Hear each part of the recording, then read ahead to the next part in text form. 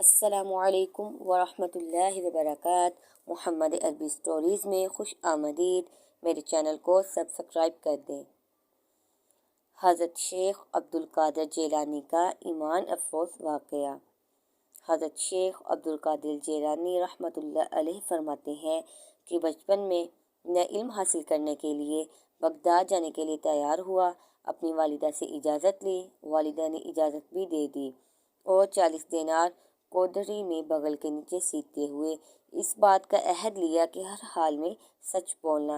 ماں نے مجھے نیک دعاؤں کے ساتھ رخصت کیا اور میں چھوٹے سے قافلے کے ساتھ بغداد کے لیے روانہ ہوا۔ راستے میں 8 ڈاکو حملہ آور ہو گئے۔ انہوں نے قافلے کو پکڑا اور لوٹ لیا۔ مجھ سے کسی نے تعارف نہیں کیا۔ ان میں سے ایک شخص میرے پاس آیا اور مجھ سے کہا، اے فقیر، تمہارے پاس کیا ہے؟ میں نے کہا 40 دینار۔ اس نے کہا کہاں ہے؟ میں نے کہا میری گودڑی میں بغل کے نیچے سلے ہوئے ہیں۔ اس نے سمجھا کہ یہ مجھ سے ہنسی کر رہا ہے اور مجھے چھوڑ کر چل دیا۔ ایک اور شخص میرے پاس آیا۔ اس نے بھی مجھ سے پہلے کی طرح پوچھا۔ میں نے پھر وہی جواب دیا۔ وہ بھی مجھے چھوڑ کر چل گیا۔ وہ دونوں اپنے سردار کے پاس گئے۔ جو کچھ مجھ سے سنا تھا وہ اس کو جا کر کہہ دیا۔ سردار نے مجھے بلایا اور کہا کہ تمہارے پاس کیا ہے؟ میں نے کہا 40 دینار۔ کہا کہ کہاں ہیں؟ میں نے کہا کہ میری گودڑی میں بغل کے نیچے سلے ہوئے ہیں۔ تب اس نے میری گودڑی کو پھاڑنے کا کہا تو اس میں سے 40 دینار پائے۔ پھر اس نے کہا کہ تم کو اقرار کرنے پر کس چیز نے آمادہ کیا؟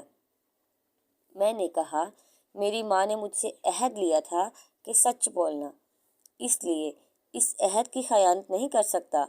اس وقت ڈاکوؤں کا سردار رونے لگا اور کہا کہ تم اپنی ماں کے عہد میں خیانت نہیں کرتے اور ہمیں اتنے سال ہوئے ہیں کہ اپنے رب کے عہد میں خیانت کر رہے ہیں۔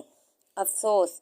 یہ کہتے ہوئے تمام ڈاکوؤں نے میرے ہاتھ پر بیعت کی اور عہد کیا کہ ہم جو اپنے رب سے ازل میں عہد کر کے آئے ہیں کہ ہم تیری عبادت اور بندگی کریں گے، اور اب ہم آئندہ اپنی پوری زندگی میں اس عہد کی پاسداری کرتے رہیں گے۔